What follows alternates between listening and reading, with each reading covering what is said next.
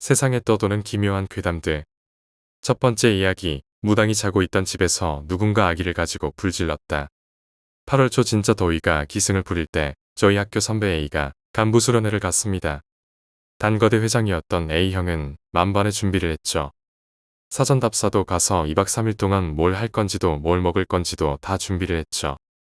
각 학과의 집행부와 단대 집행부까지 토탈 36명이 출발을 했습니다. 지리산으로 향했습니다. 놀기에는 계곡이 괜찮다 싶었던 거죠. 도착을 했고 물놀이를 미친 듯이 했답니다. 그날 저녁은 술이 떡이 되도록 먹고 뻗었다네요. 그리고 다음날 오전 오후 준비된 시나리오에 맞춰 재미나게 놀았고, 그날 저녁 즉 마지막 밤에 폐가 체험을 하기 위해 준비를 했답니다. 마침 캠핑을 하고 있던 곳에서 5분여쯤 되는 산속에 폐가가 한 채 있더래요. A형이 사전 답사를 갔다 우연히 발견하게 된 폐가였죠. 뭐 허름한 담에 좀 공간이 있는 마당의 초가집 같은 집이었죠. 딱 보기에 담력 체험하기 좋은 것 같길래 기억해뒀대요. 그리고 결국 실천에 옮겼죠. 진행하는 단대 집행부 6명을 제외한 30명은 5명씩 6조로 나눠서 1조가 올라가서 미션을 수행하고 내려오면 2조가 올라가는 그런 방식으로 돌아갔습니다. A형을 포함한 2명은 진행본부를 맡고, 진행 1팀 2명은 폐가로 올라가는 입구에서 조를 올려보내고 보고하고, 진행 2팀 2명은 폐가 근처에 숨어서 조가 무사히 올라왔는지 미션을 제대로 수행했는지 보고하고 사람들을 놀래켜주는 역할이었습니다. 보고는 무전기로 했고요. 여기서부터 미션에 관해 설명을 좀 드리면, 일단 도착한 조는 방 2개 중 오른쪽 방에 들어가서 미션이 적힌 일기 같은 것을 찾아 거기 적힌 미션을 마당에 나와서 수행하는 것이었습니다. 뭐 단체 줄넘기 20회, 숨겨둔 쪽지 찾기 등등이었죠. 그리고 폐가 담벼락에 몰래 카메라도 한 대 설치를 했대요. 방송학과가 있어서 적외선 촬영이 되는 카메라 한 대를 마당과 미션이 적힌 방이 모두 보이는 위치에 설치를 했죠. 그리고 10시가 되었을 때 1조가 올라갔습니다. 과별로 묶은 것이 아니라 전부 다른 과로 섞어서 5명을 만들었대요. 라이트 하나를 들고 5명이 출발을 했습니다. 1조 올라갑니다. 진행 1팀의 무전이었습니다. 아았다. 그리고 10분이 흘렀습니다. 진행 2팀 애들 아직 도착 안 했냐? 대답이 없더랍니다. 진행 2팀 1조 아직 도착 안 했냐고. 딸랑딸랑 거리는 작은 방울 소리 같은 게 들리고, 진행 2팀에 있던 2명은 뭐가 그렇게 신난지 목소리는 죽이고 키득키득 웃고 난리더래요. 그리고 또 10분이 흐르고, 거기서 또 10분이 흘렀습니다. A형은 1조가 안 내려오니 약간 불안했습니다. 1팀, 1조 아직 안 내려왔냐? 예, 아직 안 내려왔는데요. 2팀 애들 빨리 내려보내. 아직 미션하고 있냐? 역시 대답이 없더랍니다. 야, 2팀 대충하고 애들 빨리 내려보내. 뭐 하냐? 애들 빨리 내려보내라고 2조 올려보내야 할 거 아니야. 몇 초 후에 2팀에서 대답을 하더랍니다. 내려보낼까? 내려보내 그럴까? 내려보내자.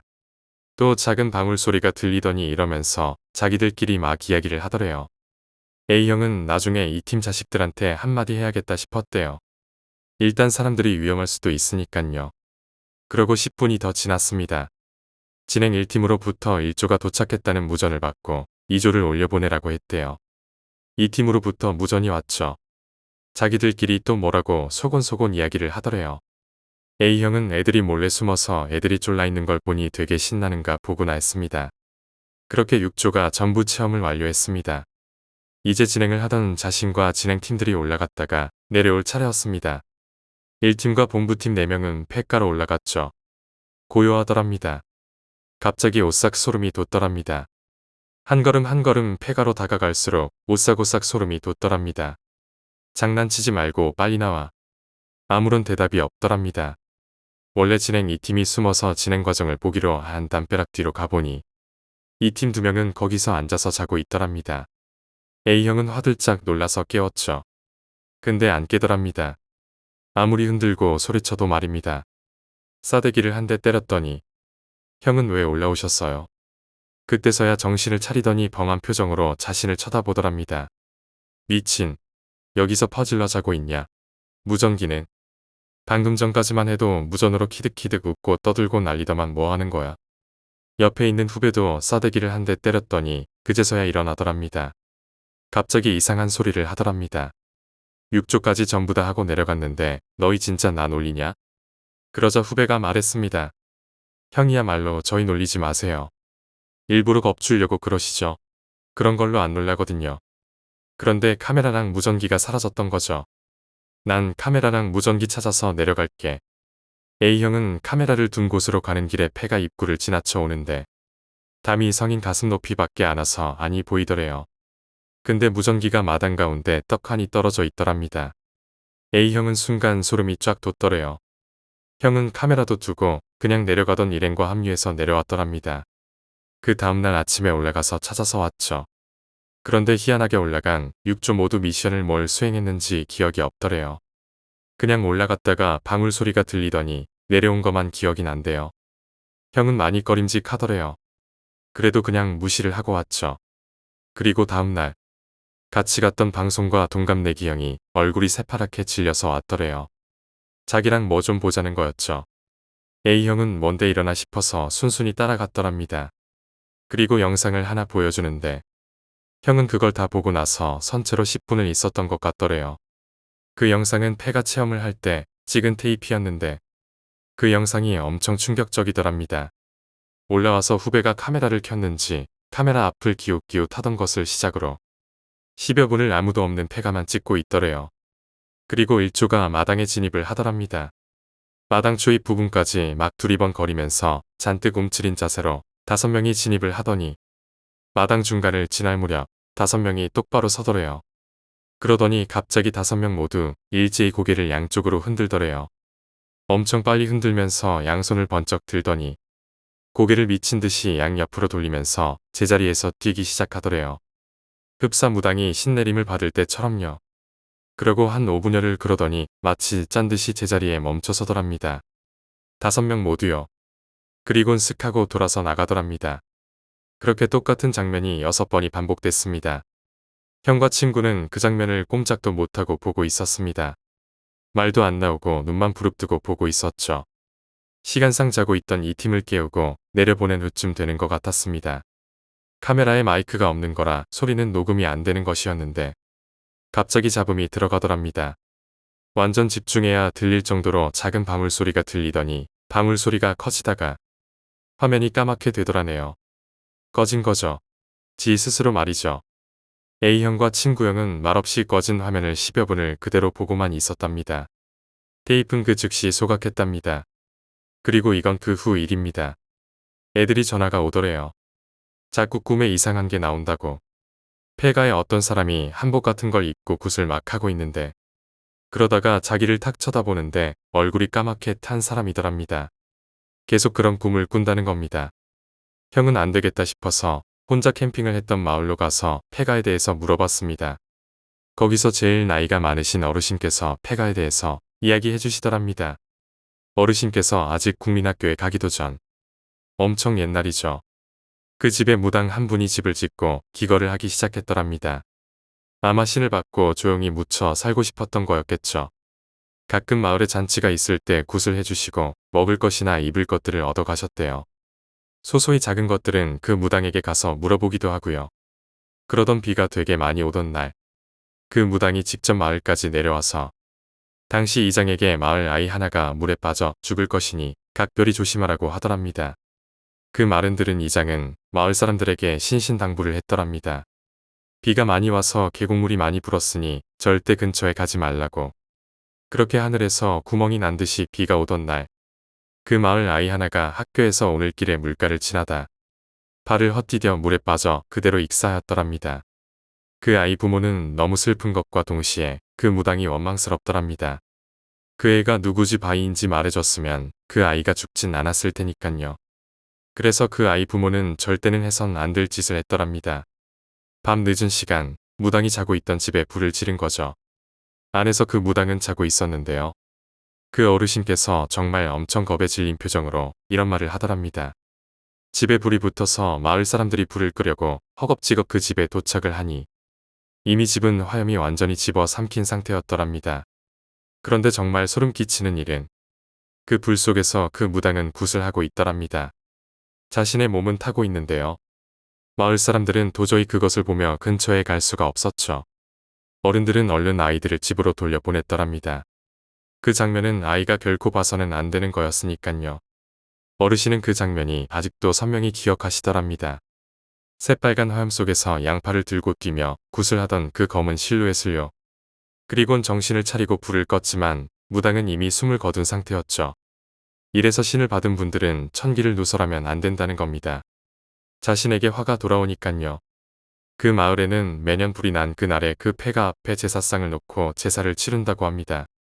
A형은 나머지 35명을 다 이끌고 허락 없이 집에 들어가서 정말 죄송하다고 용서해달라고 빌고 또 빌고 왔더랍니다. 그 후론 애들이나 자신이나 별 이상은 없다네요. 이야기를 요약하자면 지리산으로 간부수련회에 참여한 대학교 선배 A와 동료들은 물놀이와 술자리를 즐겼습니다. 마지막 밤에는 사전에 발견한 폐가에서 담력 체험을 계획했습니다.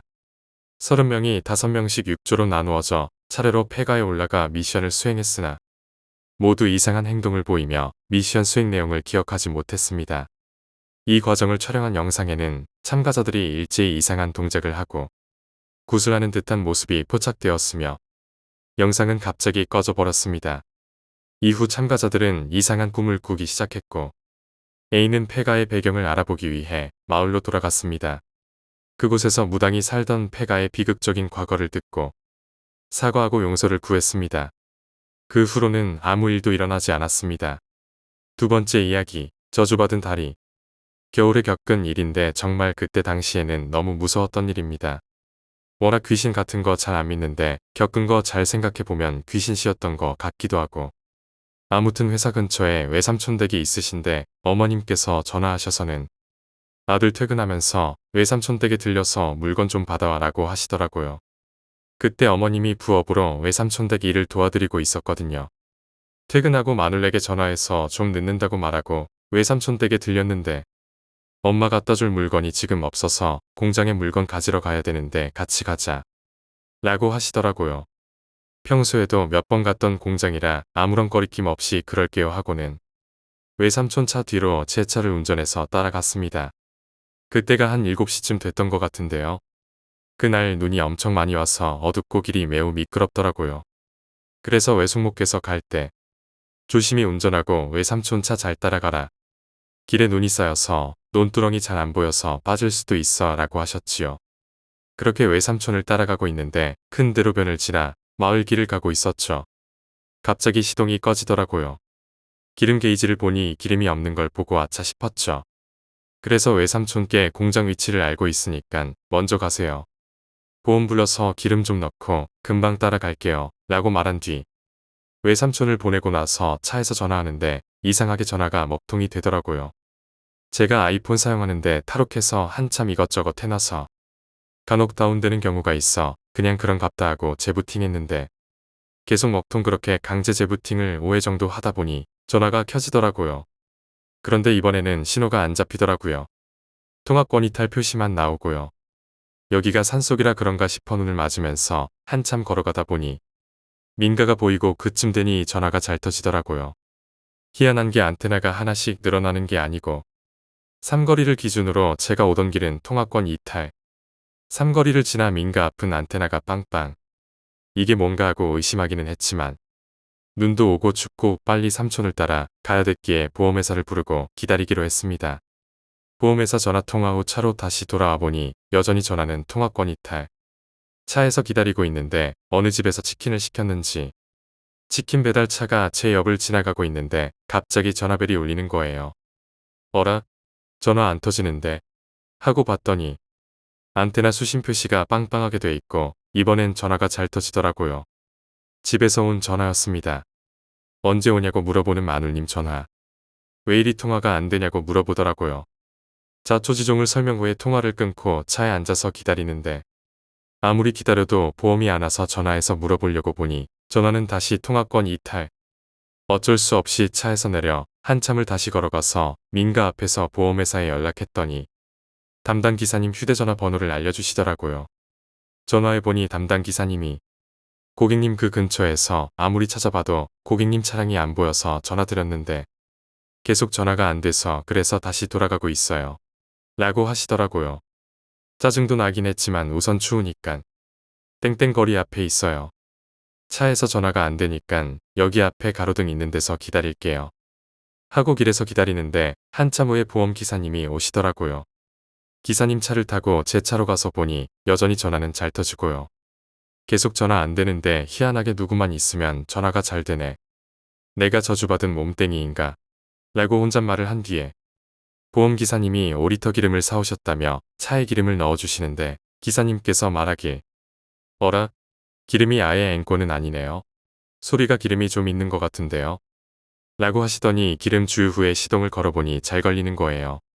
그래서 감사하다고 인사드리고 너무 추워 차에서 몸 좀 녹이면서 기사님 레카 차량이 가는 걸 보고 있는데 그 레카 차량이 아까 그 삼거리를 지나 좌회전 하자마 갑자기 차량이 푸득푸득 거리더니 시동이 꺼지는 거예요. 왜 이러지? 하고 계속 시동을 거는데 결국 배터리 방전까지 돼서 아예 먹통. 결국 다시 보험 신청하려고 전화를 보니 여전히 수신 이탈. 다시 아까 그 삼거리까지 가서 기사님께 휴대전화로 전화드려서 시동이 다시 꺼졌다고 말했더니 다시 오신다고 하시더라고요. 결국 기사님도 시동을 걸다가 안 걸려서 레카에 차를 걸고 시내 카센터로 가기로 했습니다. 레카에 질질 끌려가다가 시내에 도착해서 혹시나 하는 마음으로 시동을 걸어보니 단 한 번에 시동이 걸리고 주유 게이지는 미세하게 움직이더라고요.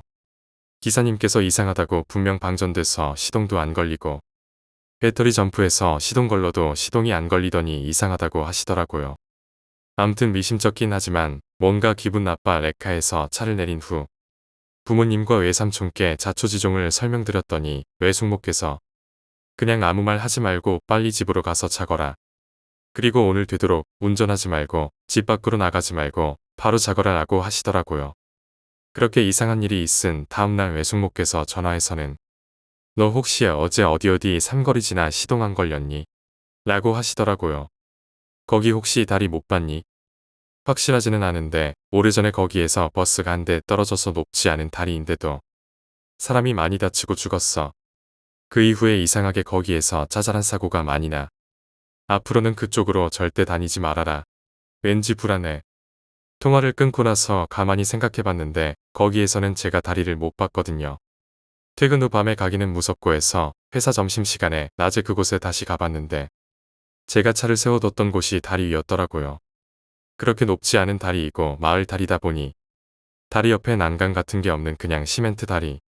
그 위에 차를 세워놨으면서 거기를 몇 번이나 나와서 돌아다녔는데 왜 전 거기가 다리라고 생각을 못했는지 지금도 생각해보면 소름이 돋네요.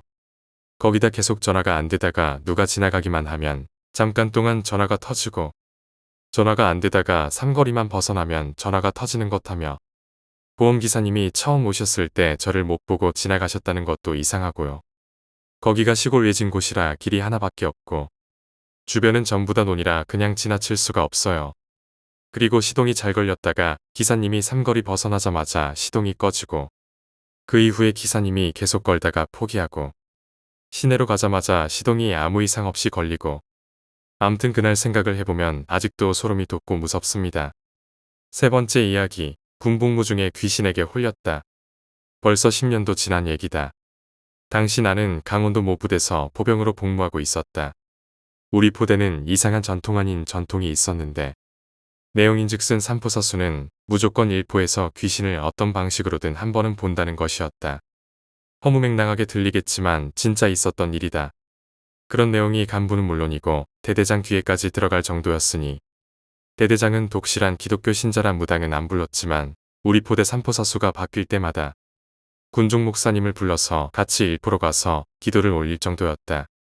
여튼 나 이전에 몇 가지 사건을 말해보자면 나 신병 때 거의 완고급이던 백병장이 삼포사수를 갓 달았을 때 이야기다.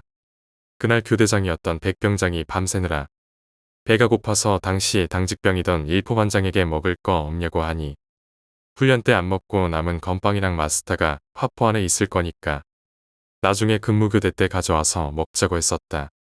근무교대 시간이 돼서 백병장은 일포 포상으로 갔다. 우리 부대는 포병임에도 불구하고 막사에서 포상까지의 거리가 걸어서 10분이 걸렸다. 거기다 산길이라서 근무지까지 같이 가는 교대장은 없다고 봐도 된다. 대부분 중간쯤에서 담배 피고 기다리고 있지. 아무튼 그 중간쯤 위치가 일포포상이다. 일포상을 지나면 계곡이 있어서 다리를 설치해둔 그런 구조. 암튼 근무자들은 보내고 일포로 건방을 가지러 가던 백병장은 화포의 치문을 열고 들어가는데 화포한 의자에 어떤 여자가 앉아서 백병장을 내려다보고 있더란다. 보자마자 이게 그 귀신이구나 했던 백병장은 몸이 안 움직이더란다. 그냥 멍하니 보고 있는데 귀신이 건빵 내 건데 제사밥 가져가는 거 아니다. 이러더란다. 결국 백병장은 기절해버렸고 암튼 내가 삼포사수가 됐을 때 이야기다. 때는 2월이었다. 그날이 내가 강원도에서 보낸 두 번의 겨울 중 가장 눈이 많이 온 날이다.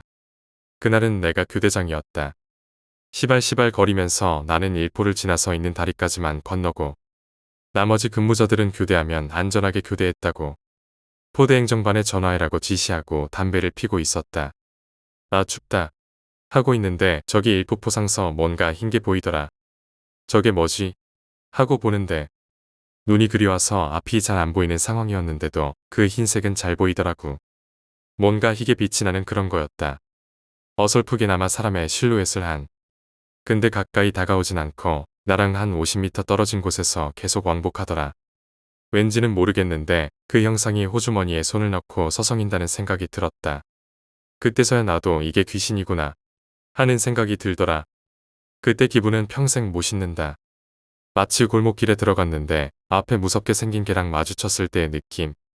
암튼 생각은 되는데 몸은 공포로 인해 얼어버린다. 그리 서성이더니 날 봤는지 서서히 다가오더라. 오지 마라 조금만 더 오면 총으로 갈겨버린다 이러고 있었다. 근데 그 다리를 못 건너고 다리 입구서만 서성이더라고. 암튼 그렇게 벌벌 떨고 있을 때였다. 누가 뒤통수를 후려갈기는 게 아닌가. 눈에 불이 번쩍하더라. 그제서야 정신 차려보니 그날 당직 사관이던 우리 행보관이더라. 혀를 쯧쯧하면서 니도 홀렸나? 하더니 따라오라더라고. 근무 교대했다고 전화가 안 와서 올라와 보니 내가 홀려서 가만 서 있었단다. 암튼 후들거리는 다리를 붙잡고 근무자들이 있는 초소로 갔다. 근데 초소문이 안 열리는 거야. 안에서 문을 잠궈버린 거지. 행보관이 보다 못해서 초소 앞쪽에 유리창을 박살내버리니까. 소리를 지르더니 좀 진정이 되더라고. 그렇게 근무 끝내고 행정반에서 따뜻한 거 마시면서 뭔 일인지 말해보라더라고.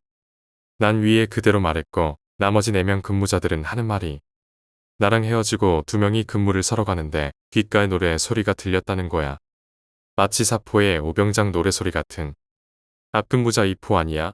이러면서 초소로 가는데 뒤에 뭔가가 개처럼 달려왔단다. 그리 빠른 건 아니고 일단 겁나잖아. 같이 초소로 뛰어들어갔지. 들어가자마자 문 걸러 잠그고 시발시발 하면서 있는데 앞선 근무자 2명은 어리둥절하지. 뭔데? 뭔 일인데? 이러는데 밖에 뭐 있다. 이렇게 간단하게 설명하는데 막 짐승이 앞발로 문을 긁어대는 소리가 들렸댄다. 이거 뭐지? 멧돼지인가? 승냥인가? 이러는데 갑자기 밖에서 아까 그 사포 오병장이 나야 문 열어봐. 이랬다는 거야. 근데 그 오병장은 욕으로 시작해서 욕으로 끝나는 말투에 저런 서울말이 아닌 쌍도 출신으로 사투리 쓰던 놈이었어. 그때부터 난리가 났지. 밖에서는 뭐 엄마다 문 열어줘. 형 문 열어줘. 뭐 이딴 소리로 홀리고 있고 그러던 와중에 내가 와서 문을 열어달라고 한 거지. 암튼 그 인원들은 한 2달간 근무 열흘에 대대장한테 불려가서 매일 저녁마다 교회 가서 목사님이 찬송가 불러주시고 기도해주고 그랬다. 아마 평생 못 잊을 기억이고 나는 그나마 안 무서운데 나머지 넷은 어떤 경험이었을지 상상만 해도 끔찍하네. 4번째 이야기, 쌀을 먹는 귀신. 대학교에서 겪은 일입니다. 저희 학교는 지방에 있는 터라 주변에 산이 많습니다. 산이라고 하기에는 낮고 언덕이라고 하기에는 높은 그런 애매한 산들입니다. 그런 산 속에 폐가가 하나 있습니다. 학생들에게 유명한 폐가라서 선배들과 교수님들도 잘 알고 있던 것 같습니다. 선배들에게 이야기를 들으니 저와 친구는 여자임에도 불구하고 왠지 가보고 싶다는 호기심이 강하게 생겼습니다. 선배들이 혹시라도 거기 가고 싶은 사람이 있어도 절대 가지 말라고 했지만 가지 말라고 하면 더 가고 싶어지는 게 사람 심리 아니겠습니까? 그래서 혹시나 생길 일을 대비해서 남자 동기를 한 명 더 고셔서 가고 싶었지만 웬일인지 동기는 절대 가지 않겠다고 해서 둘이서 폐가로 향했습니다. 지금 생각하면 무슨 용기가 났었는지 궁금합니다. 토요일, 하필이면 그날 비가 내리고 있었습니다. 폐가까지 차를 타고 가는데 사실 면허 딴 지 2개월 된 친구의 운전 실력이 더 무서웠습니다. 여하튼 언덕을 조금 오르다 보니 폐가가 바로 나왔습니다. 저희는 서로 눈치를 보다가 집 안으로 들어갔습니다. 방도 없고 낡은 마루만 보였습니다. 안에 들어가서 준비해놨던 초에 불을 붙였습니다. 거미줄이 사방에 있는 걸로 보아 사람들이 왔다 간 흔적이 없어 보였습니다. 집이 넓기는 했는데 가구도 뭐도 아무것도 없으니까 조금 허무했습니다. 허무한 마음에 친구랑 몇 마디 나누고 나가려고 하는데 갑자기 바람이 불지도 않았는데 촛불이 확 꺼졌습니다. 저희는 순간 당황해서 재빨리 부둥켜 안고 주저앉았습니다. 갑자기 놀란 마음에 1분 정도 아무것도 안 하고 있었는데 구석에서 부스럭부스럭 소리가 났습니다. 친구랑 저는 진짜 너무 무서워서 제대로 서 있지도 못하겠는 걸 억지로 붙잡고 있었습니다. 그때 친구가 주머니에 있던 라이터를 켜고 소리가 나는 방향으로 시선을 향했습니다. 순간 저희는 너무 깜짝 놀라서 비명도 지를 수 없었습니다. 머리를 풀어헤친 여자가 구석에 웅크리고 있었습니다. 분명 들어왔을 때는 아무도 없었는데 그 여자는 등을 돌리고 쌀 단지 같은 걸 파고 있었습니다. 저희는 너무 놀라서 비명을 지르면서 그 집을 뛰쳐나왔습니다. 정신없이 뛰어나와서 거의 구르는 것처럼 산에서 내려왔습니다. 왜냐하면 저희가 소리를 지르는 순간 그 여자가 저희를 째려봤기 때문이죠. 저희는 그대로 차로 지킨 기숙사에 냅다 뛰어 들어갔습니다. 너무 뛰고 놀랐기 때문일까요? 기숙사에 도착하자마자 안심한 저희는 곧바로 잠이 들었습니다. 그런데 침대에 눕자마자 이상한 소리가 들렸습니다. 누군가 제 머리 옆에서 단지 안에서 쌀을 씻고 있는 것 같았습니다. 거칠게 쉬는 숨소리가 제 귓가에 바로 들렸습니다. 너무 무서워서 눈을 뜰 수 없었습니다. 하지만 그런 소리가 계속 들리자 참을 수가 없었습니다. 무섭지만 소리의 정체를 궁금해서 용기를 내서 침대에서 일어났습니다. 벌떡 일어났는데 침대에는 아무도 없었습니다. 그리고 절 괴롭히던 소리 또한 나지 않았습니다. 혹시나 해서 같이 갔었던 친구의 방으로 갔습니다. 제 맞은편이라 바로 문을 열면 나오는데 친구가 울면서 나오고 있었습니다. 아까 그 여자가 천장에 붙어 있었어. 그런데 눈이 없었어. 비가 뚝뚝 떨어지는데 그게 내 볼에 닿는 느낌이 너무 찝찝해. 그 여자가 점점 다가오면서 나한테 손을 뻗는데 손톱도 하나도 없었고 손도 갈기갈기 찢어져서 살 사이로 뼈가 보이고 너무 무서워. 어떡해. 우리 괜히 갔나 봐. 친구의 말을 듣자 아무 말도 할 수 없었습니다. 그저 복도에서 저희는 아무 말도 못하고 서 있었습니다. 그때 저희랑 친하게 지내던 친구가 방에서 나오는데 저희를 보고 하얗게 질리며 놀라는 것이었습니다. 그때 저를 혐오스럽게 바라보던 그 친구의 살기 어린 얼굴은 지금도 잊을 수가 없습니다. 아무 말도 하지 마 하면서 갑자기 소리쳤습니다. 저희는 너무 당황해서 가만히 있었습니다. 친구는 갑자기 저희 둘의 손을 잡고 끌고 어디로 향했습니다. 너무 당황스러워서 왜 그러냐고 했는데 친구는 저희를 확 돌아보며 화를 냈습니다. 어디서 그런 걸 달고 왔어? 저희는 너무 놀라 아무 말도 못하고 서로를 바라보며 친구가 이끄는 대로 따라갔습니다. 택시를 타고 시내로 나가는데 친구가 저희 팔목을 꽉 잡고 놓지를 않았습니다. 팔목에 피가 안 통할 정도로 꽉 잡고 있었지만 저희는 무서워서 아무 말도 안 하고 친구가 잡고 있는 대로 내버려 뒀습니다. 이윽고 택시가 도착한 곳은 점집이었습니다. 친구가 안으로 들어가더니 젊은 여자분이 나오시는 것이었습니다. 여자분은 저희를 보자마자 엄청 째려보는 겁니다. 그리고 한참 동안 의식 같은 걸 했습니다. 너무 정신이 없어서 무슨 일이 있었는지 기억도 나지 않습니다. 몇 시간 정도 굿이라고 생각되는 의식을 하고 저희에게 쌀을 2움큼 정도 먹이고 손톱이랑 조금 잘라서 태우셨습니다. 그러고는 집에 가라는 겁니다. 저희는 그대로 기숙사에 돌아왔습니다. 저희를 데려간 친구는 이제는 괜찮다며 푹 자라고 했는데 그 말을 듣자마자 긴장이 풀려서 바로 잠들었습니다. 그리고 다음날 잠을 푹 잘 수 있었고 아무 일도 없었습니다. 지금도 그때 생각만 하면 아찔합니다. 친구에게 무슨 일이냐고 물어도 아무 말도 하지 않습니다. 아무리 물었지만 친구가 해준 말은 이 한마디였습니다. 쌀 먹는 양은 잘 먹을 수 있게 절대 방해하지 마. 지금도 그 일에 대해서는 아무 말도 해주지 않습니다. 평소에 워낙 잘 웃고 착하고 밝은 친구라서 그때 친구가 지었던 질린 표정은 아직도 잊을 수가 없습니다. 5번째 이야기, 사람 죽는 저수지. 전라북도 익산군에서 중학교까지 다녔습니다. 지금은 고향을 떠나온 지 너무 오래되어 지명이나 이름도 가물가물하죠. 아무튼 벼농사를 짓는 지역적인 특수성 때문인지 저수지가 이곳저곳에 많이 있었고 어릴 적에는 동네 고만고만한 어린애들의 전용 수영장이 되기도 했었습니다. 그런데 어른들께서 유독 한 저수지에는 접근을 막으셨죠. 이유는 물길이 열리면 주변 사람이 죽는다입니다. 무슨 이유에선지는 몰라도 제가 살았던 동네와는 거리가 좀 있었는데 우연히 그 저수지 옆을 지나다가 그 물길이 열리는 광경을 보게 되었죠. 빠른 속도로 어떤 방향을 향하여 수면 위에 자국이 일직선으로 쭉 생기는 현상. 잔잔한 물 위에서 벌어지는 현상이니만큼 멀리서도 충분히 식별이 가능했고요. 어린 마음에도 들었던 말도 있던 터라 조그만 놈이 혀를 차게 되죠. 누가 또 가겠고만. 아마 물고기는 아니었을 겁니다. 물고기 한두 번 잡아본 것도 아니고 낚시들 좋아하시는 분들은 잘 아시겠지만 어떤 이유에서든지 고기가 그렇게 긴 거리를 수면 바로 밑에서 헤엄치지는 않습니다. 비가 온다거나 날이 무지하게 덥다거나 산란철이거나 하면 오히려 제자리에서 튀어오르기 등의 행동을 하지만 말이죠. 여튼 대략 50에서 100m 이상 쭉 이어지는 듯 싶었고요. 뭐 그 외 별다른 추가 현상은 없었고 쭉 이어지는 듯 싶더니 물속으로 잠수를 한 건지 저수지의 중간 넘어가서 사라졌습니다. 그리고 정확히 3일 뒤 그 동네 분이 돌아가셨죠. 별로 놀라지 않았습니다. 연례 행사처럼 벌어지는 일이다 보니 물길이 열리는 걸 누가 봤다면 또 한 분 가시겠구나 하는 그 정도였죠. 6번째 이야기, 지붕에서 나는 소리. 하는 일이 그래서인지 항상 근무하는 곳은 샌드위치 판넬로 된 공장 스타일의 회사였고 지금 제가 공장을 하나 가지고 사업을 하는데 그것도 샌드위치 판넬로 된 공장. 암튼 예전에 다니던 회사에서 점심을 먹을 때였죠.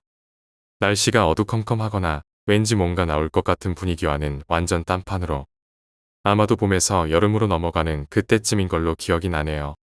반팔을 입고 있었으니까요. 암튼 밥을 배달해주는 식당에서 점심밥을 가져와서 식탁에 쭉 깔고 밥을 한두 숟가락 뜨고 있을 때였는데 우리가 먹고 있는 식탁 바로 위 지붕에서 사람이 걸어가는 소리가 나더군요. 아마 5걸음 정도를 걸었던 것 같더군요. 지붕 공사할 때 사람이 걸어다니면 누가 지붕에서 걸어가는구나 하고 생각할 정도. 딱 그 정도의 발걸음. 사장 포함해서 5명 정도가 밥을 먹다가 이거 뭐야? 하고 동시에 서로의 얼굴을 쳐다보며 귀를 기울이고 있는데 그러는 그 짧은 순간 소리도 사라졌지요. 이건 사람이 아니다. 라는 생각이 들더군요. 문도 열어놓은 상태였고 식탁과 문과의 거리는 불과 2에서 3m. 잽싸게 뛰어나가면서 어떤 새끼야? 하고 궁시렁거리면서 지붕을 봤는데 당연히 아무도 없었고요. 바람이 심해서 건물이 흔들리는 상황도 아니었네요. 아무튼 갑자기 없던 약속들이 쏟아져 나오며 그날 야근은 없었습니다.